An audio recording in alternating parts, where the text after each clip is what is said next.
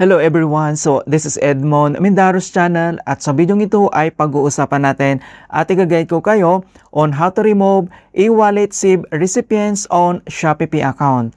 Kung na-SIB recipient mo ang e-wallet sa pag-transfer ng pera lang dito sa ating Shopee Pay account, so may option naman yan kung paano natin i-remove yung lahat ng e-wallet recipient details dito. Kaya kung hindi mo kabisado kung paano yan gawin, then stay tuned ka lang at start na natin. So, ang next step ay kailangan mo lang mag-login or i-open mo lang dito ang yung Shopee app, i-click mo lang.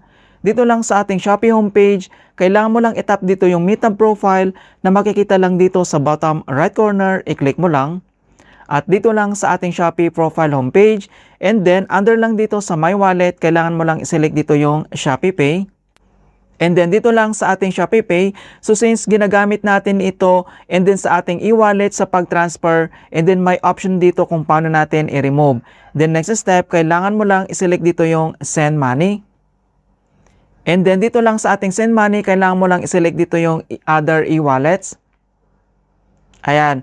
So, dito sa ating 2-e-wallet, makikita mo naman dito sa baba yung mga e-wallet na na-save yung recipient details dito. And then, kung paano ba ito i-remove, dito lang sa right corner, makikita mo dito yung edit. I-click mo lang.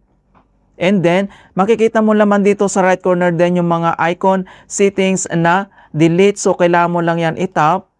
And then, i-click mo lang dito yung yes. And then, select mo ulit dito yung delete icon. Click yes. Delete icon, ayan. So, ganito lang mga kaibigan kung paano mag-delete. Napaka-simple lang. Ayan, so click mo lang dito yung delete icon, itap mo lang dito yung yes. Kapag okay na, itap mo lang dito yung done. Alright, so makita mo naman dito na na-clear na natin dito yung mga nakasave na e-wallet recipient details. Alright, so ganoon lang po kasimple mga kaibigan. In hope na nakapagbigay ako ng konting kalaman at guide tungkol sa Shopee app tutorials. Thank you guys and see you in my next tutorials.